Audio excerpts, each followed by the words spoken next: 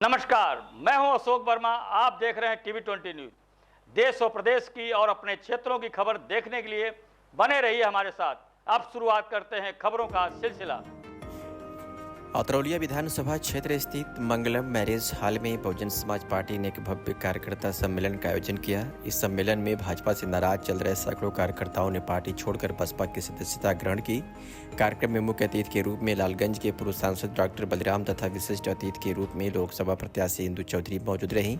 सम्मेलन के दौरान भाजपा छोड़कर बसपा में शामिल हुए कार्यकर्ताओं का नेतृत्व श्रवण निषाद ने किया।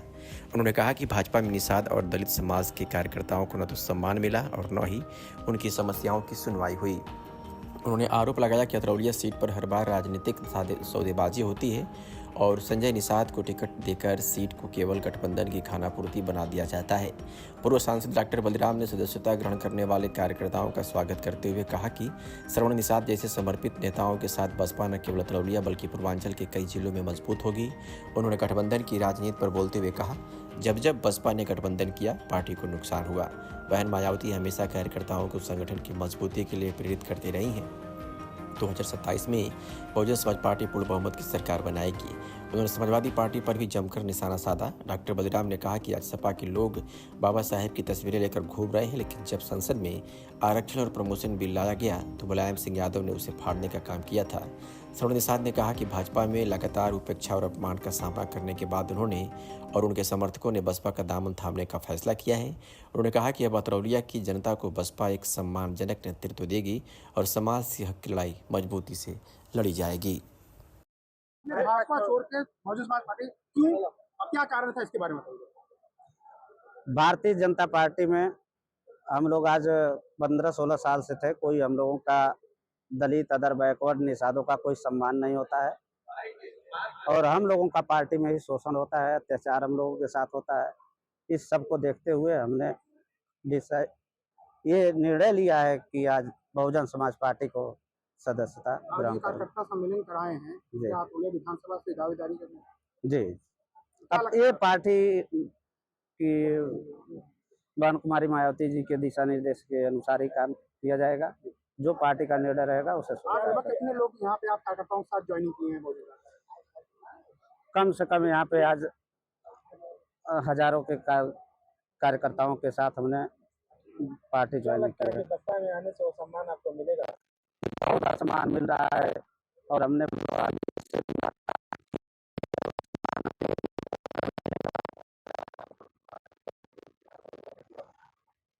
आज हमें जो सम्मान आप लोग दे रहे हैं आप लोगों के सामने ही है और हम निषाद और क्योटो के साथ हमेशा ये भारतीय जनता पार्टी और ये आरक्षण का मुद्दा लेकर हम लोग हमेशा पार्टी में बने रहे। कभी हम लोगों को सम्मान नहीं मिला, इसलिए हम लोगों ने आज ये निर्णय लिया है कि हम बहुजन समाज पार्टी में ही अपना विधानसभा क्षेत्र की बात करें, यहाँ निषाद पार्टी अपनी दावे करती है, आप भी एक निषाद है, कैसे वोट बैंक कैसे निकालेंगे और कैसे चुनाव लड़ेंगे, क्या रणनीति बनाएंगे? निषाद संजय निषाद जी जो यहाँ पे चुनाव लड़ते हैं, गठबंधन में सीट लेते हैं, उनको सीट बेचना है। यहाँ कोई उनको चुनाव लड़ना नहीं है। हम लोग माइनॉरिटी, हम लोग इकट्ठे हो जाएंगे तो यहाँ कोई हम लोगों को कोई ताकत हरा नहीं सकती है। अतरौलिया में बहुजन समाज पार्टी को मजबूत करने के लिए हम लोगों ने सेक्टर वाइज जा करके कमेटियों का गठन किया और आज हम लोग यहाँ पर इनकी समीक्षा करेंगे कि वो गठन हो पाया कि नहीं हो पाया, क्योंकि इनको 10 दिन का समय दिया गया था, वो 10 दिन पूरा हो गया। और इसी बीच में भाई समर कुमार निषाद जी ने हम लोगों से ये कहा कि अब हम भी बहुजन समाज पार्टी की सदस्यता ग्रहण करना चाहते हैं। तो हमने कहा कि जब अतरौलिया में इस तरह का कार्यक्रम हो रहा है तो आप भी कुछ अपने साथियों को बुला लीजिए और यहाँ पर हम लोग आपको सदस्यता भी दिला देंगे और आपको पार्टी ज्वाइन भी करा देंगे। तो इसीलिए भी एक बड़ा कार्यक्रम इन्होंने भी अपनी ताकत लगा करके कुछ अपने साथियों को यहाँ इकट्ठा किया है। तो कितने लोगों ने सदस्यता ग्रहण की है बसपा? आज इनके साथ करीब हम समझ रहे हैं कि सैकड़ों लोग जो है अपना वो किए हैं। कुछ लोग तो उधर अंदर कुछ तैयारी कर रहे हैं, उधर बैठे हुए हैं और सामने भी यहाँ बैठे हैं। सैकड़ों लोगों ने आज सदस्यता ग्रहण ये किया है। तो और आगामी चुनाव जो है, क्या मायावती और अखिलेश गठबंधन करेगी इसमें? देखिए, ये तो हमारे नेता के ऊपर निर्भर करता है कि वो गठबंधन करेंगी कि नहीं करेंगी। इसके बारे में हम कुछ नहीं कर सकते, लेकिन इतना मैं जरूर कह रहा हूं कि आज बहन कुमारी मायावती जी बड़े पैमाने पर वह सक्रिय रूप से अपने कार्यकर्ताओं के बीच में जाकर के उनकी मीटिंगें करके उन्हें बहुजन समाज पार्टी को मजबूत करने के लिए वह हमेशा उन्हें बार बार उनको निर्देश देती रहती हैं। और जहां तक गठबंधन का सवाल है, आप जानते हैं कि जब जब विमेल गठबंधन हुआ है तब तब हमारा नुकसान हुआ है। इसलिए बहन जी खूब सोच समझ करके वो गठबंधन करेंगी और बहुजन समाज पार्टी खुद इतना मजबूत है।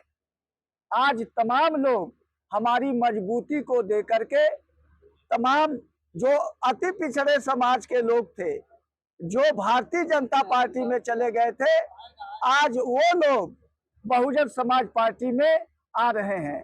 हमारे चौहान समाज के लोग आ रहे हैं, निषाद समाज के लोग आ रहे हैं, मौर्य समाज के लोग आ रहे हैं, हमारे पटेल समाज के लोग आ रहे हैं। बड़े पैमाने पर मुस्लिम समाज के लोग पार्टी ज्वाइन कर रहे हैं, हमारे ब्राह्मण समाज के लोग आ रहे हैं, क्षत्रिय समाज के लोग आ रहे हैं। तो तमाम ये लोग हमारे साथ आ रहे हैं। तो इससे हम निश्चित रूप से ये कहना चाहेंगे कि जिस तरह से 2007 में हमारी मजबूत भाईचारा कमेटी बनी थी, हर समाज के लोग बहुजन समाज पार्टी से जुड़ गए और बहुजन समाज पार्टी की अपने बलबूते पर पूर्ण बहुमत की सरकार बन गई। और हम दावे के साथ कहते हैं, जिस तरह से लोगों का आवागमन हो रहा है, जिस तरह से लोग पार्टी ज्वाइन कर रहे हैं, निश्चित रूप से 2027 में बहुजन समाज पार्टी की सरकार बनेगी और बहन कुमारी मायावती जी इस प्रदेश की 5वीं बार मुख्यमंत्री बनेगी। जब बीएसपी और सपा दोनों मजबूत जमीनी कार्यकर्ता हैं, तो वो पिछले क्यों चुनाव क्यों हारे? क्या कारण रहा? देखिए, बहुजन समाज पार्टी और जो समाजवादी पार्टी की आप बात कर रहे हैं, समाजवादी पार्टी का जो पीडीए गठबंधन था, वो कहते कुछ हैं, करते कुछ हैं। और आज वो बाबा साहब का संविधान लेके घूम रहे हैं, वह बाबा साहब की तस्वीर लेके घूम रहे हैं कि हम इनके सपनों को साकार करेंगे। तो यही समाजवादी पार्टी के लोग जब लोकसभा में अनुसूचित जाति जनजाति के प्रमोशन में रिजर्वेशन का सवाल आया, उस पर जब बिल आया, तो यही समाजवादी पार्टी के मुखिया माननीय मुलायम सिंह यादव ने उस समय हमारी वो बिल फरवाया था। और तत्काल प्रभाव से यहाँ उत्तर प्रदेश में अखिलेश जी सीएम थे, तो इन्होंने जो हमारा प्रमोशन में रिजर्वेशन था, इसको तत्काल प्रभाव से इन्होंने उसको खत्म करने के लिए ये लागू कर दिया। तो जो हमारा डीएम था वो एडीएम बन गया, जो एडीएम था एसडीएम बन गया, जो एसपी था वो सीओ बन गया। तो इस तरह से बड़ा नुकसान हो गया है और हमारा समाज ये पूरी तरह से ये उसका भुक्तभोगी है। इसलिए आज हमारा पूरा समाज यह जानता है कि यह बाबा साहब का नाम लेकर के, कांशीराम साहब का नाम लेकर के हमारे बीच में आकर के हमारे वोटों का डिवीजन करना चाहते हैं।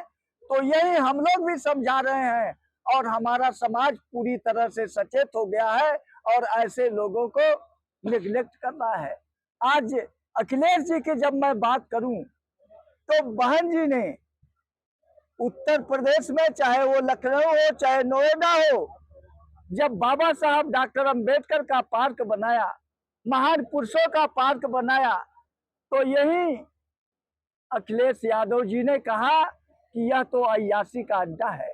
बाबा साहब डॉक्टर अम्बेडकर के पार्क को अय्याशी का अड्डा बना रहे हैं। तो ऐसे लोग क्या बाबा साहब के मिशन और मूवमेंट को आगे बढ़ा सकते हैं? क्या उसको पूरा कर सकते हैं? इसलिए साथियों, आज हम लोग पूरी तैयारी कर रहे हैं और हमारे तमाम मत पिछड़े समाज के लोग, माइनॉरिटी के लोग, हमारे अपर कास्ट के लोग बहुजन समाज पार्टी